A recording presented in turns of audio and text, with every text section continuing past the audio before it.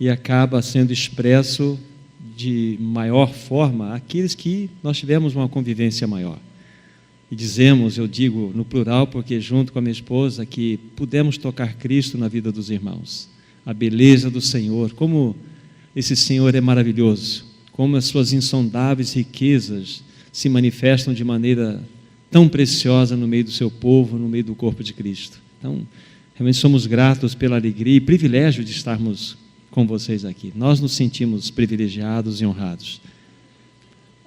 Algo maravilhoso dentro do aspecto da parábola da videira, porque lá fala-nos da videira e os seus ramos, ou as suas varas. E ali é uma parábola muito linda que nos remete à ligação perfeita que há de Cristo com os seus membros com Cristo. E há uma ligação tão maravilhosa, tão sublime, que nós estamos ligados à videira de maneira eterna e indissolúvel.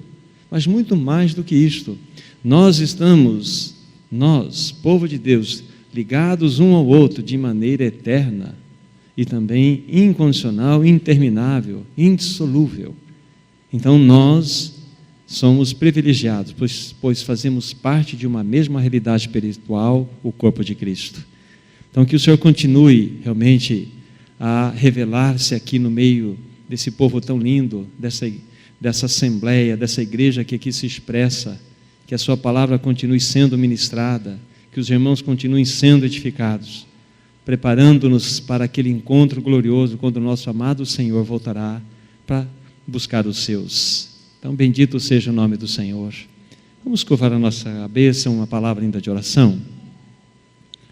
Nosso maravilhoso e bom Senhor, realmente nós só temos que agradecer, expressando diante de Ti nossa adoração, pois Tu nos unistes na pessoa gloriosa do amado Senhor Jesus, de modo indissolúvel e eterno. Obrigado por essa noite, obrigado porque ainda mais um tempo o Senhor há de nos falar, comunicar aquela medida, aquele conselho que Tu desejas transmitir a todos nós nessa noite, que tenhamos corações abertos para receber toda aquela palavra que Tu desejas nos falar, que o Espírito Santo tenha liberdade em nós, entre nós, para que em tudo o nome do nosso amado Senhor Jesus Cristo seja honrado, para a glória de Deus Pai. Amém. O irmão aqui fez uma reflexão tão preciosa do livro de Filipenses, no capítulo 4. E o encargo que eu tenho nesta noite é de falarmos algumas realidades que envolvem a carta de Filipenses, como o Espírito é o mesmo, né? Como ele testifica em nossos corações, numa comunicação íntima que nós não sabemos como acontece, mas acontece. E eu gostaria até de nominar esse tempo que vamos estar juntos, dar um título a esta mensagem, que seria Introdução ao livro de Filipenses. Não é possível nós discorrermos em todas as riquezas, nem pelo tempo da nossa existência, a tamanha riqueza que há nos detalhes escritos nesse livro e em qualquer outro. Mas nós podemos pelo menos colher algumas pérolas preciosas que estão aqui colocadas, como foi sacada uma delas há pouco, que nós de modo imperativo fomos ordenados a sempre nos alegrar no Senhor. Nossa alegria verdadeiramente não é circunstancial, ela não é motivada se as coisas estão boas ou estão más, mas são motivadas somente naquele que tem as marcas da cruz sobre o seu santo corpo e as levará pela eternidade, por amor a nós, quando foi demonstrado naquela cruz. A carta aos Filipenses, nós já vamos verificar os textos, mas é uma carta muito especial, como nós ouvimos aqui na parte introdutória. Ela foi escrita numa circunstância completamente terrível, em especial para o apóstolo Paulo. Ele estava preso na sua primeira prisão, pois ele é solto, fica mais um tempo em vida, novamente ele será preso, então executado a mando do imperador. E a sua última e derradeira carta que ele escreve da prisão é 2 Timóteo. Nós sabemos que o apóstolo Paulo escreveu 13 cartas.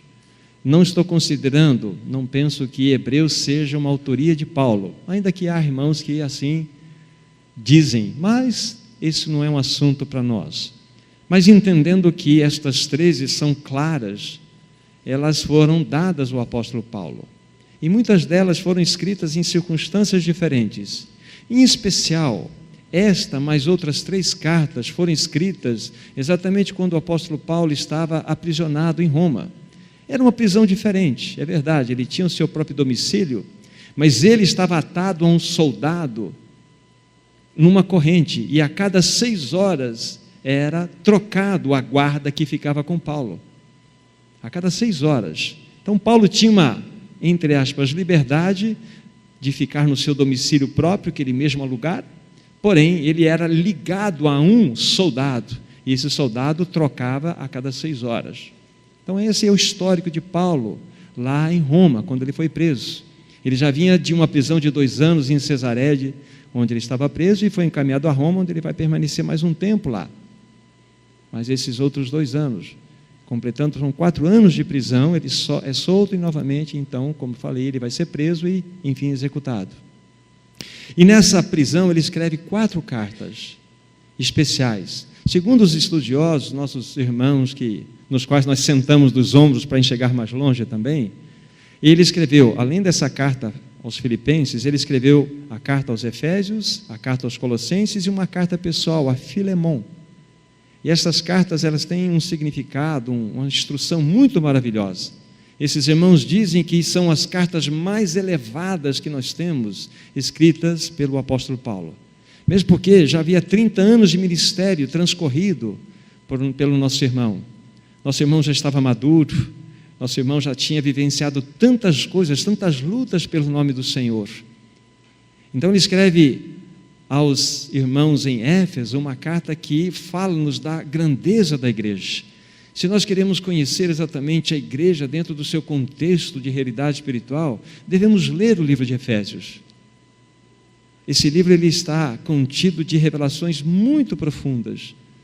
Mostra-nos ali a realidade de que nós precisamos de espírito de sabedoria e de revelação no pleno conhecimento de Deus, para que possamos discernir todas as coisas.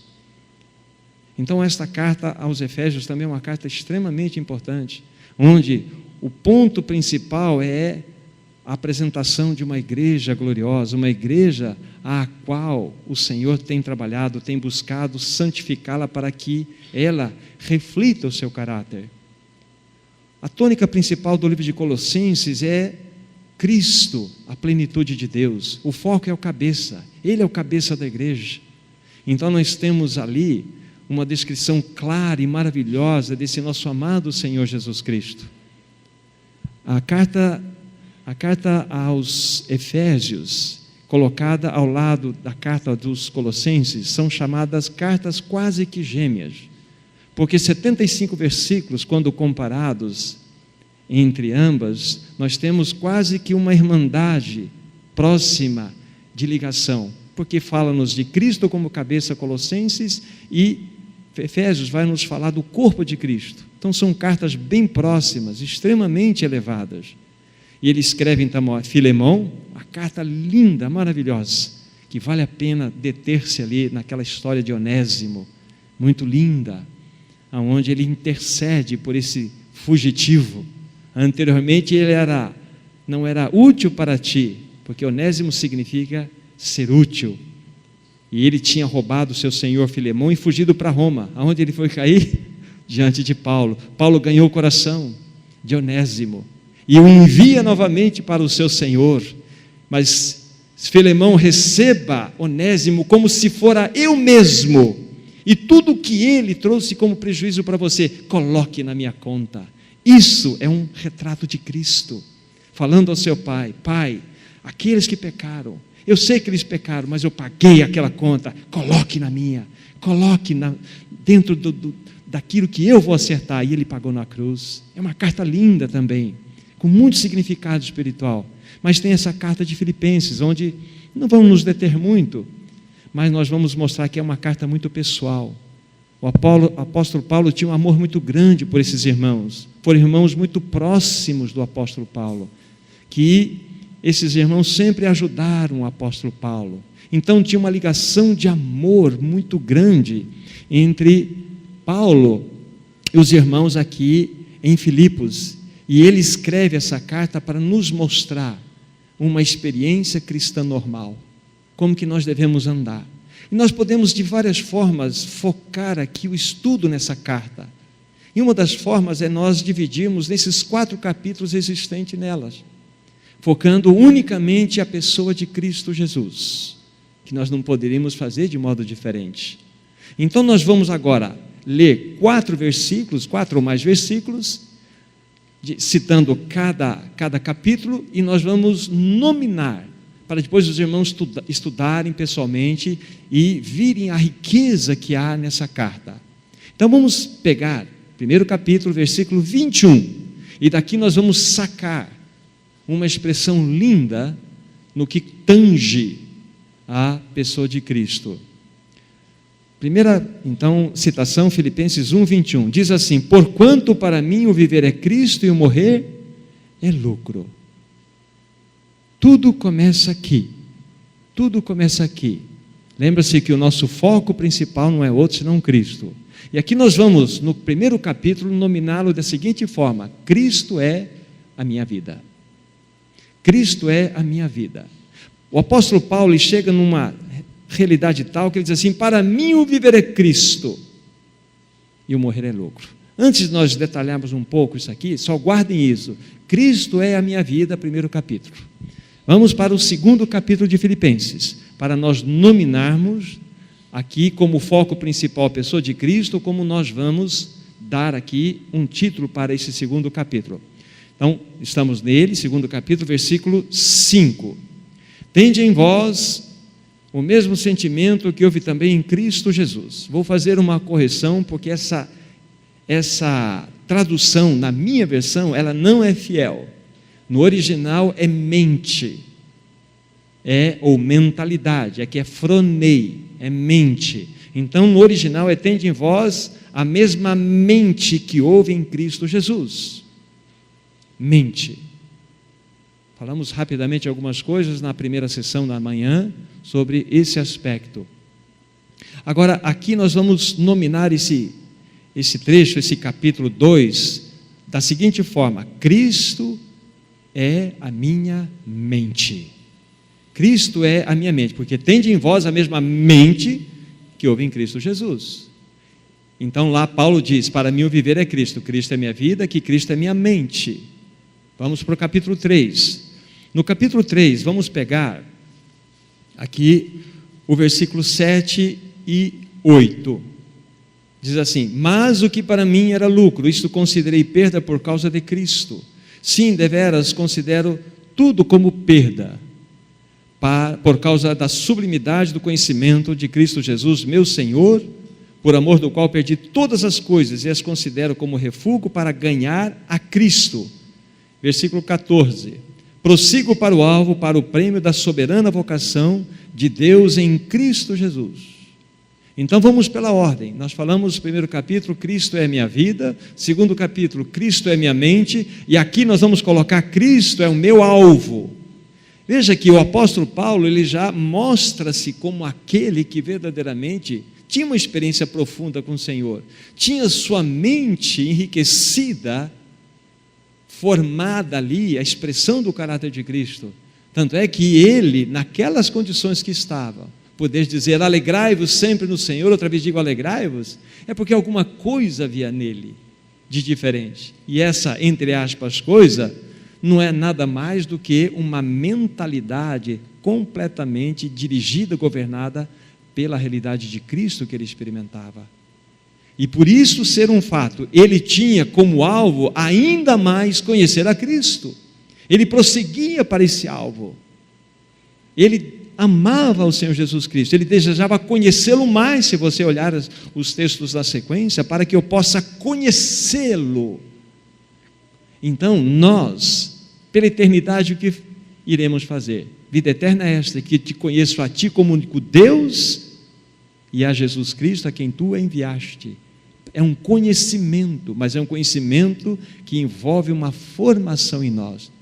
Não é nós sentarmos numa sala de aula e estudarmos a respeito de Cristo, mas é nós andarmos para que Cristo mais e mais seja formado em cada um de nós. Então, o terceiro capítulo, podem colocar aí, Cristo é o meu alvo. Quarto capítulo, virem aí, nós vamos pegar aqui o versículo 13. Tudo posso naquele que me fortalece. Tudo posso naquele que me fortalece. Aqui nós vamos dar um seguinte nome: Cristo é minha suficiência. Cristo é minha suficiência. Tudo posso naquele que me fortalece. Cristo é minha suficiência. Então nós saímos de Cristo, fomos levados a Cristo e concluímos em Cristo. Essa é a carta de Filipenses. Esse é o segredo de uma vida cristã normal. Esta é uma realidade que todos nós precisamos experimentar. Então, voltem aí a vossa Bíblia no capítulo 1, onde nós iniciamos. E como eu disse a vocês, o apóstolo Paulo, quando escreveu esta carta, ele estava naquelas condições que já aqui foram mencionadas. Agora, vejam por favor, capítulo 1, versículo 12, vou ler alguns versos aqui com vocês. Quero ainda, irmãos, cientificar-vos de que as coisas que me aconteceram têm antes contribuído para o progresso do Evangelho, de maneira que as minhas cadeias em Cristo se tornaram conhecidas de toda a guarda pretoriana, e a maioria dos irmãos estimulados no Senhor, por minhas algemas, ousam falar mais ousadamente a palavra de Deus. Olha só, vá por favor, no último capítulo de Colossenses, no capítulo 4, só para vocês entenderem um assunto aqui. Capítulo 4 de Colossenses, versículo 22. Veja qual era a tarefa do apóstolo Paulo enquanto ele estava ligado a cada 6 horas a um soldado diferente. Capítulo 24, versículo 22. Todos os santos vos saúdam, especialmente os da casa de César. Muitos soldados foram ganhos pelo testemunho do apóstolo Paulo. Todas aquelas circunstâncias que eram contrárias, ventos norte, na realidade redundaram em bênção, redundaram num testemunho maravilhoso, aonde muitos da guarda pretoriana renderam-se ao Senhor. Quando os ventos sopram sobre nós, os ventos fortes vêm sobre nós, nós logo vamos buscar abrigo, vamos buscar refúgio, porque nós temos dificuldade com tribulação, nós temos dificuldade com provação. Nós não discernimos que por trás de qualquer vento norte, ou seja, um vento impetuoso que vem em forma de tribulação sobre nós, é para que o caráter de Cristo seja formado. Então aqui está o apóstolo Paulo vivendo uma tal realidade que ele não se pertencia mais. É por isso que ele pode chegar no versículo 21 e dizer: porquanto para mim o viver é Cristo e o morrer é lucro. A primeira parte nós recitamos com muita tranquilidade: para mim o viver é Cristo, mas fale com a mesma empolgação: e o morrer é lucro.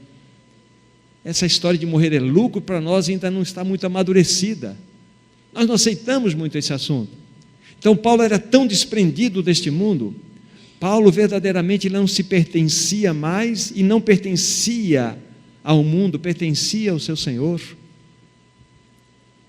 É uma coisa impressionante. Deixe o dedo aqui, por favor, vão para Atos capítulo 20, veja o versículo 24, veja a consideração que Paulo tinha a respeito de si mesmo.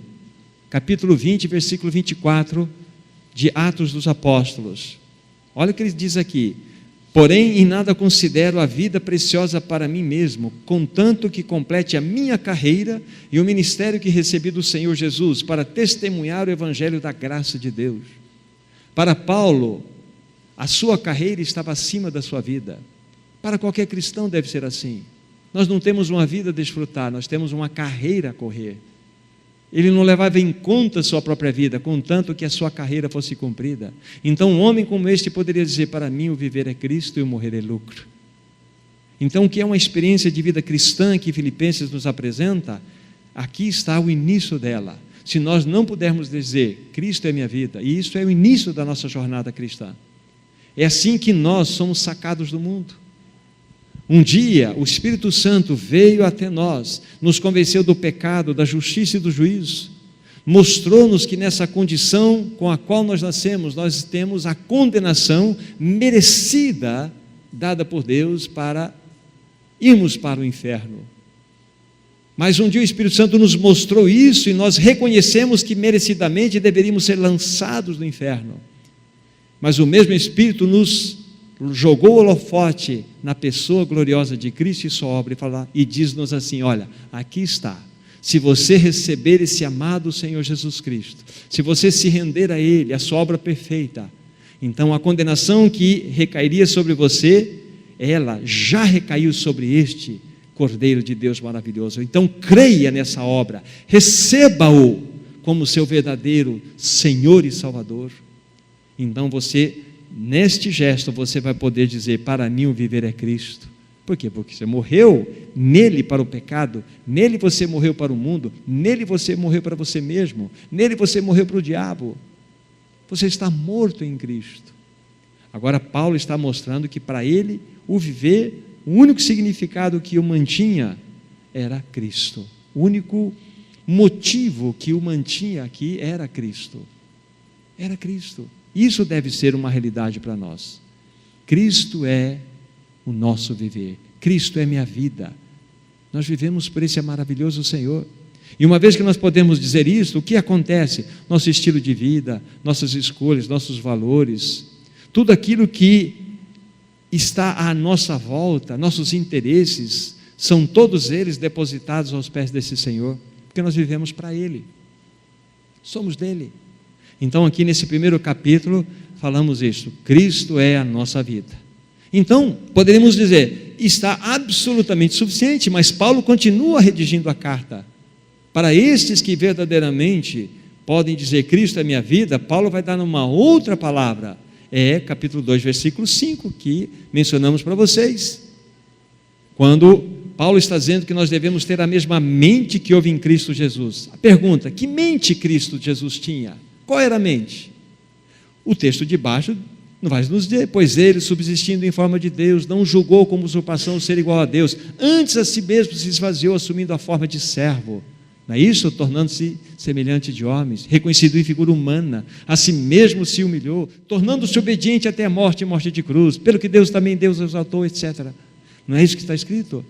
Qual é a mente de Cristo? Mente de cruz. Ele, subsistindo em forma de Deus, não se aferrou, não se agarrou a isto, a si mesmo se esvaziou, assumindo a forma de servo. Por que servo? Por que não um pequeno rei? Por que não uma pessoa de um pouco mais de importância? Porque um servo, e aqui a palavra servo é um escravo sem direito algum. Porque a única maneira legítima para que o Filho de Deus, o Filho eterno de Deus, pudesse manifestar o seu caráter santo é na figura de um servo. É por isso que ele nos mostrou que ele não veio para ser servido, mas para servir. Aquele que quer ser o primeiro, vai para o fim da fila. Não tem melhor maneira de demonstrarmos o caráter santo do que este que está descrito aqui. Ele assumiu a forma de um servo, sem direito algum. E esta é mente de cruz, é quando nós abrimos mão de tudo. Mente de cruz é mente de morte. É quando nós olhamos para nós mesmos e chegamos à seguinte conclusão: nós devemos simplesmente assumir isto. Senhor, ajuda-me a que esta mente seja formada em mim, mente de cruz. Algo que eu já perguntei para vocês num outro momento. Será que é perfeitamente possível que uma nova criatura que pode dizer Cristo é minha vida, ter uma mente velha? Infelizmente pode. Infelizmente pode. Porque Paulo está nos exortando aqui que nós tenhamos uma mente, a mente de Cristo, que é a mente de cruz. Aí veja o versículo 12, por exemplo. Assim, ou seja, desta forma, como que vocês observaram anteriormente, mediante a tudo que vocês estão ouvindo, que vocês devem ter a mente de Cristo, a mente de cruz. Assim, pois, amados, como obedeceste sempre, não só na minha presença, porém não só na minha presença, mas também, muito mais agora, na minha ausência, desenvolvei a vossa salvação com temor e tremor. A única forma de nós desenvolvermos a nossa salvação com temor e tremor é com a mente de Cristo, é com a mente de cruz, é quando você tem absoluta certeza que você não se pertence mais, você pertence àquele que por você morreu e ressuscitou na cruz.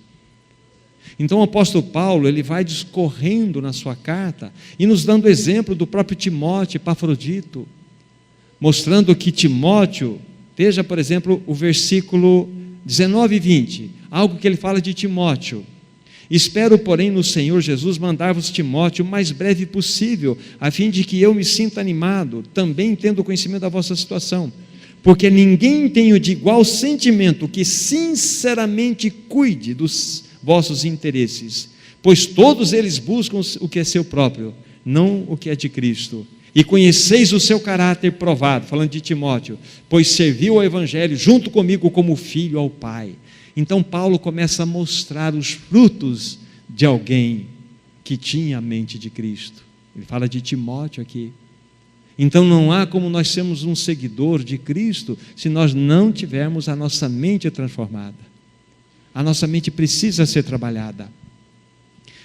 Lá na frente no capítulo 4, vejam lá por favor, depois a gente volta aqui, nesse mesmo livro, veja o versículo 8, olha a recomendação do apóstolo Paulo: finalmente irmãos, tudo o que é verdadeiro, tudo o que é respeitável, tudo o que é justo, tudo o que é puro, tudo o que é amável, tudo o que é de boa fama, se alguma virtude há, se algum louvor existe, seja isto que ocupe o vosso entendimento, a vossa mente, o vosso pensamento. Ou seja, o apóstolo Paulo está mostrando que a nossa mente, ela pode ser vista como um armazém. O que nós armazenamos na nossa mente? É aquilo que nós nos alimentamos. Se nós estamos nos alimentando da palavra de Deus, dos assuntos do Senhor, a nossa mente vai ficar planificada dessas realidades. A nossa mente precisa expressar esse Senhor maravilhoso.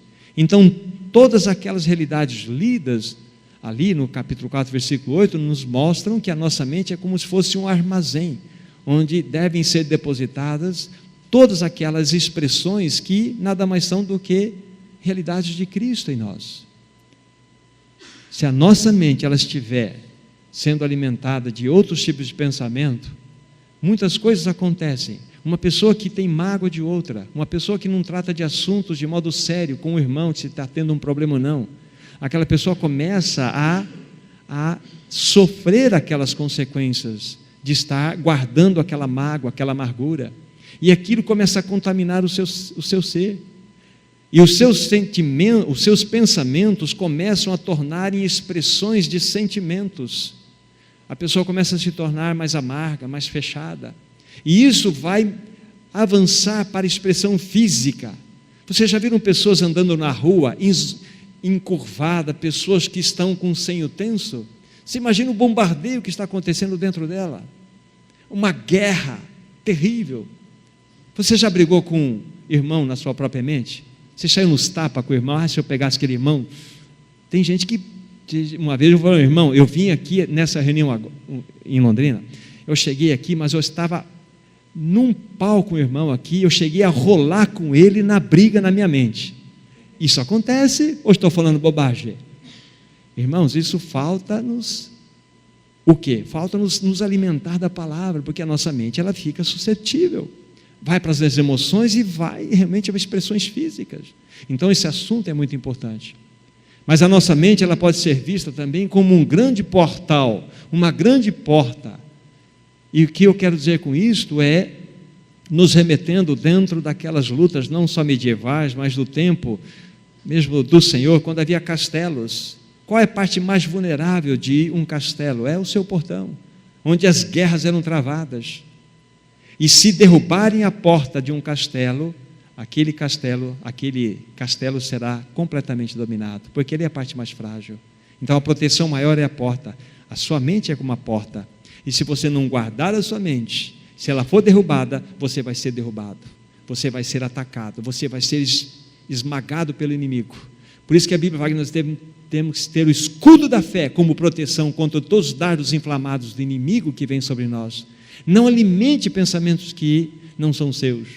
O inimigo é doido para jogar setas em nós, e você acolhe como aquele pensamento como se fosse teu. Mas é uma ação de Satanás para desviar você do Senhor, para tirar você da palavra.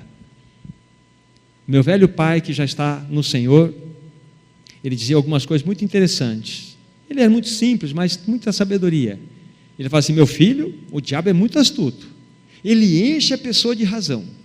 E sabe qual que é o pior, meu filho? Quando a pessoa vai ver, ela tem razão mesmo. Nós não vivemos pela razão, nós vivemos por aquilo que o Senhor fez por nós.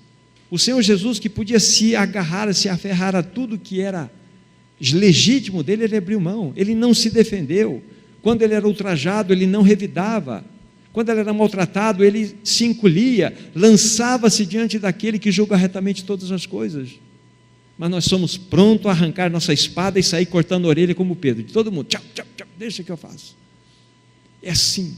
Por quê? Porque nós não temos ainda essa realidade de uma mente transformada em nós.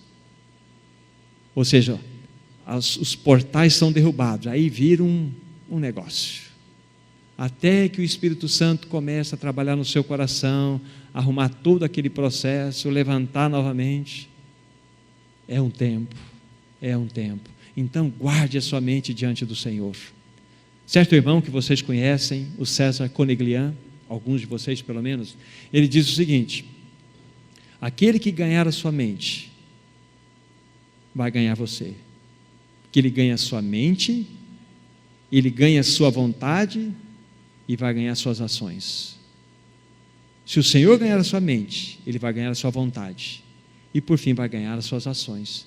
Mas se o inimigo, se mesmo uma pessoa, uma questão circunstancial, ganhar a sua mente, a sua vontade vai ficar cativa a ela e você vai agir, você vai realmente proceder conforme aquilo que ganhou sua mente. Então, muito cuidado com esse assunto. Por isso que Paulo nos deixa esse registro aqui, muito importante. Cristo é a minha mente.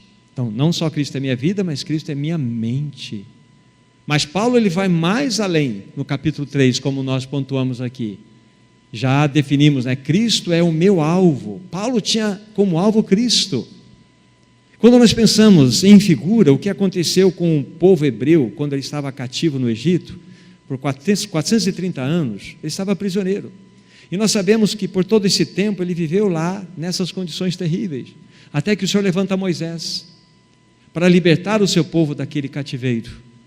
E então nós temos todos aqueles envios daquelas pragas, até que culminou na 10ª praga, que era a morte dos primogênitos. E Deus havia ordenado que um animal fosse morto, um cordeiro fosse morto, o sangue deveria ser aspergido nos umbrais e nas vergas das portas, e o anjo da morte passaria lá à noite, e a casa que não tivesse marcada pelo sangue, então o anjo da morte iria lá naquela casa e feriria o primogênito. Essa é uma figura, pelo menos eu entendo assim, muito linda do que concerne numa realidade espiritual. O mundo é figura do Egito. Satanás, aí é a figura de Faraó. Aquele primogênito é uma figura do pecador. E o sangue é uma figura exatamente da obra da expiação de Cristo. Tanto é que o Cristo é o nosso cordeiro pascal.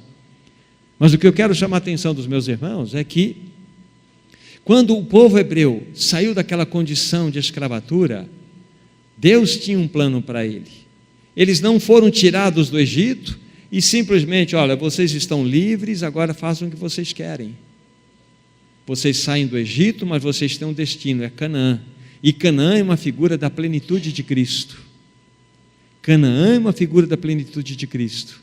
Então eles saíram de Cristo, qual era o destino deles? Cristo, em plenitude. Nós não começamos em Cristo, e Paulo não falou que ele sofria dores de parto até que Cristo fosse formado aqueles irmãos? Para onde nós estamos indo? Para Cristo.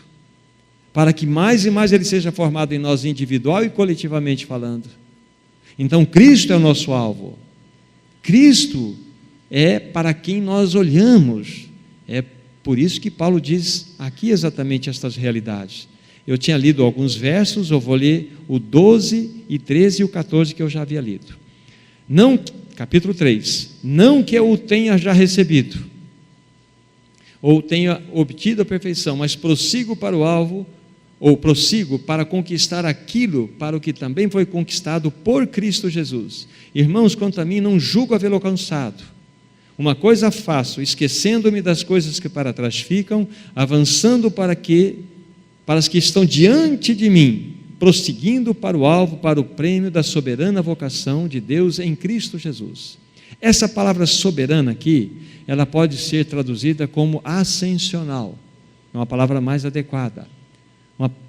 O crescimento, o prosseguir para o alvo, para um prêmio ascensional, é visto como, não sei se os irmãos sabem, mas qualquer planta, vocês sabem como que as plantas se desenvolvem? Como que elas crescem? Elas não crescem assim, elas crescem assim, ó, helicoidalmente, elas vão crescendo ascensionalmente.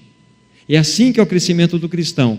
Hoje eu ouvi falar de Cristo, amanhã eu vou falar de Cristo, nós vamos crescendo em Cristo, até a estatura de varão perfeito. Então esse prosseguir ascensional é para que nós sejamos mais e mais conformados à imagem dele. É um crescimento maravilhoso, é um crescimento que nós vamos passar por ele para que mais e mais o seu santo caráter seja formado, para que nós possamos sempre ter aquela fala, né? Convém que ele cresça ou diminua. É verdade que lá, quando é dita essa fala em João capítulo 3, João Batista está falando do ministério do Senhor Jesus. Convém que ele cresça ou diminua. Mas eu entendo que isso pode ser aplicado como um princípio espiritual também. Convém que Cristo cresça em nós e nós diminuamos. Sabe como nós nascemos de novo? Como certo irmão disse, nós nascemos de novo, nós não nascemos de novo 0 e vamos em direção ao 10. Nós nascemos 10 e o nosso crescimento ascensional é para o 0. Nós nascemos de novo cheios de nós mesmos, cheios de ideias, cheios de resoluções, cheios de planos, cheios de tantas coisas. E o Senhor quer nos destronar dessa realidade, quer nos levar para o ponto 0. Então o crescimento ascensional do ponto de vista da palavra de Deus, ainda que esta ideia é em direção ao alvo, mas do ponto de vista real, experimental nosso, é do 10 para o 0. Crescimento cristão é quanto mais eu ver Cristo em você, menos eu vou estar tocando de você mesmo. Um dia, numa situação que o Senhor permitir, podemos nos encontrar em qualquer outro contexto. Eu espero que vocês possam tocar um pouco mais de Cristo em mim. E eu espero tocar um pouco mais de Cristo em vocês. Porque se nós estivermos no mesmo tamanho, só com a cabeça inchada de conceitos, nós não avançamos em absolutamente nada.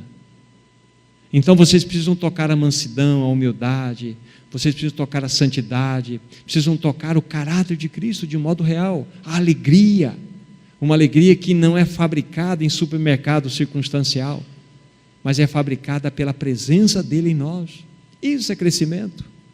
E é assim que lá fora o mundo vai tocar uma realidade diferente no povo de Deus, quando nós de fato estivermos nesse processo ascensional, que ainda que represente essa ideia, e ela não está errada em si, porque é em direção ao alvo, mas o crescimento é do 10 para o 0, porque nós nascemos de novo sabendo muitas coisas. Nós precisamos ir para o caminho da humilhação. O Senhor precisa nos quebrantar, o Senhor precisa tratar conosco, o Senhor precisa nos levar pelos túneis apertados, para que nós sejamos trabalhados por Ele, para que nós sejamos aí aqueles que passam por estas obras de tribulação. Vocês sabem que a palavra tribulação, ela é de origem latina, tribulum, e tribulum é algo muito interessante. Vamos pensar dentro daqueles tempos antigos, quando as pessoas iam separar o trigo da palha, da casca, melhor dizendo, da casca. Então eles precisavam fazer um processo ali de macetamento, de amassar aquilo lá. O tribulo, vocês já viram cama de faquir? Aquelas camas com os pregos assim? Então inverte aquela cama com os pregos para baixo. Coloque na parte da frente daquela tábua um gancho, ata ali uma corda e amarra num cavalo e começa a passar em cima daquela colheita de trigo que vai esmagar todos aqueles trigos, e a palha será separada. Neste filme, nós não fazemos o papel do cavalo, nem o papel do tribulo. Nesse filme nós fazemos o papel do trigo, nós estamos por baixo. Então a tribulação tem essa ideia. Nós somos esmagados para que aquela casca em nós seja tirada, para que Cristo possa ser manifesto. O vaso de alabastro precisa ser quebrado, por mais lindo e precioso que ele seja, para que o bom perfume seja manifesto. Como que Cristo vai ser manifesto através de nós? Como o seu bom perfume vai ser inalado pelas pessoas se nós não formos quebrantados? Se eu simplesmente me apresentar como um que explica sobre Jesus, as pessoas precisam tocar Jesus em mim, tocar Cristo em mim, mas se o tribulam não vir sobre mim, não vai ser possível. Se a nossa vida estiver numa bonança, se estiver tudo numa tranquilidade, pode saber que alguma coisa não está boa. Mas se você estiver em tribulação, louvado seja Deus, este é o caminho dele para você. É quando nós somos levados por túneis apertados, situações difíceis, onde nós somos esmagados, mas ali é o Senhor formando o seu santo caráter em nós, porque nós estamos sendo aqueles que estão em direção ao alvo, que é Cristo. Então o nosso alvo é Cristo. Não somente devemos dizer Cristo é o meu viver, para mim o viver é Cristo, o morrer é lucro. Não somente devemos dizer Cristo é minha mente, não somente devemos dizer também Cristo é meu alvo, devemos dizer, capítulo 4, Cristo é minha suficiência. Quando o apóstolo Paulo, no versículo 13, que nós já lemos para os irmãos, nos diz: tudo posso naquele que me fortalece.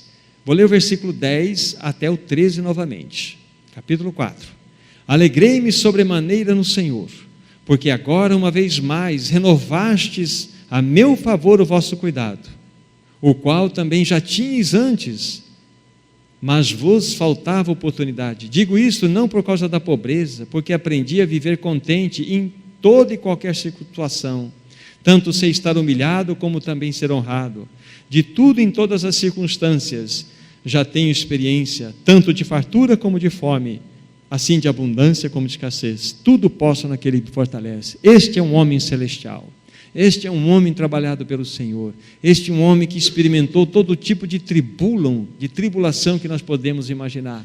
Este é um homem que pode ser comparado a uma pétala de rosa que está na sua palma de mão. Aí você tem um ódio dessa pétala de rosa, você não gosta daquela rosa, você se vinga dela esmagando contra a sua palma aquela rosa. Sabe qual é aquela pétala? Qual é a vingança dela? Vai impregnar você do perfume dela. Essa é a vingança de uma pétala esmagada. Essa deve ser a nossa vingança quando as pessoas nos perseguem. Essa deve ser a nossa vingança quando nós somos mal entendidos, criticados, quando falam mal de nós, quando nos julgam. Então a nossa vingança é um exalar do perfume, mas somos tão diferentes do nosso Senhor Jesus. Nós somos tão diferentes do apóstolo Paulo. Por quê? Porque nós somos cheios de direito. Lembra-se, nós somos nova criatura, nota 10. Esse é o nosso problema. Devemos ser novas criaturas, nota 0. Para que isso seja um fato, para que isso seja provado por nós, para que nós possamos dizer como Paulo, em toda e qualquer circunstância, tanto de vento norte como vento sul, nós temos o conforto da presença dele, porque não era nem o ter nem o não ter que sustentava o apóstolo Paulo, era Cristo. Então ele poderia dizer no final da reflexão dessa carta para aqueles irmãos: Cristo é minha suficiência, tudo posso naquele que me fortalece. Ele é um testemunho maravilhoso. Alguém disse assim, traduzindo esse texto em outras palavras: aprendi que em Cristo os meus recursos são inesgotáveis e o meu descanso imperturbável. Vou ler de novo. Aprendi que em Cristo os meus recursos são inesgotáveis e o meu descanso imperturbável. Que preciosa palavra, consoladora. Então nós temos esse livro apresentado desta forma, que nos ajuda muito dentro da nossa jornada. Lembra-se que ele fala-nos da experiência cristã normal. Aqui mesmo ele encontra situações de problema entre duas irmãs que estavam em dificuldades. O capítulo 4, versículo 2, nos mostram as dificuldades lá. Rogo a Evódia, rogo a Sintique que pensem concordemente no Senhor. Havia uma dificuldade, havia uma luta. E pensar concordemente, a palavra concordar, concórdia, córdia, cardio, coração. Pense em um mesmo coração.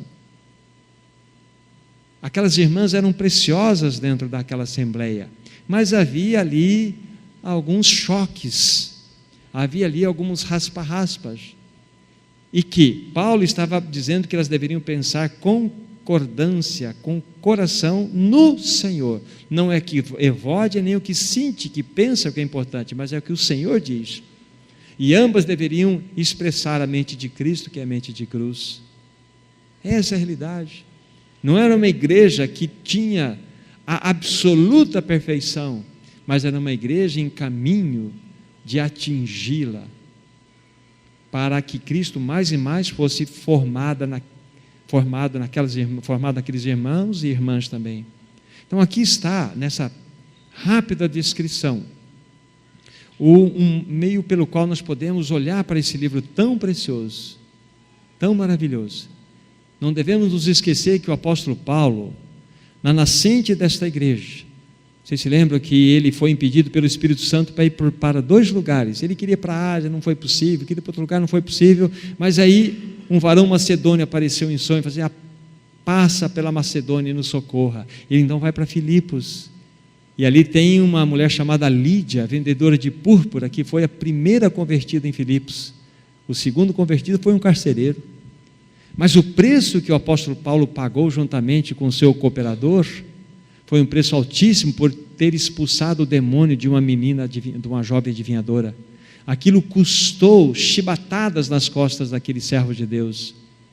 E o que mais me impressiona, vamos só ler mais essa passagem, nós vamos concluir, no capítulo 16 do Atos dos Apóstolos, capítulo 16, do versículo 23 ao 26.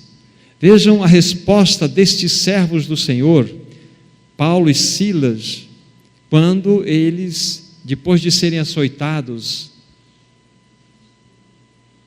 foram lançados na prisão. Vejam como que eles respondem a essa situação. Versículo 23 em diante, capítulo 16, Atos. E depois de lhes darem muitos açoites, os lançaram no cárcere, ordenando ao carcereiro que os guardasse com toda a segurança. Este, recebendo tal ordem, levou-os para o cárcere interior e lhes prendeu os pés no tronco. Por volta da meia-noite, Paulo e Silas oravam e cantavam louvores a Deus. Os demais companheiros de prisão escutavam. De repente, sobreveio tamanho terremoto que sacudiu os alicerces da prisão, abriram-se todas as portas e soltaram-se as cadeias de todos. Veja que o louvor e oração desses servos não aconteceu depois do terremoto, aconteceu antes. Eles nem sabiam que poderia ter esse fim, não sabiam. Mas aqueles servos do Senhor entendiam que nada, absolutamente nada, estava fora do controle do seu amado Rei. Eles estavam ali, não é porque eles foram apanhados, porque o Senhor perdeu o controle. É como se Deus botasse a mão na cabeça e olhasse para os seus servos, seres angelicais. Nossa, o que aconteceu com o apóstolo Paulo? Eu me distraí. Não aconteceu nada disso. E Paulo bem sabia que quem governava a sua vida era um Senhor soberano. Ele não falou assim: em nome de Jesus, está repreendido todo o nome do diabo aqui. Então, Senhor, o diabo está agindo em nós. Estamos presos aqui, Senhor, repreenda, manda fogo do céu. Mas não falou nada disso. Ele entendia a mão soberana de Deus por trás de toda aquela circunstância. Por isso que eles podiam louvar e cantar, louvar e orar diante do Senhor. E aquela voz tão maravilhosa, daquela voz que era um uníssono, subia aos céus como aroma suave ao Senhor. E aí nós temos todo o transcorrer da história. Este foi o início da igreja de Filipos. Então Paulo tinha um apreço muito grande, depois da conversão do carcereiro, toda a sua família, aí desenvolveu um laço interminável. Aí mesmo depois de 10, 15 anos quando Paulo é preso,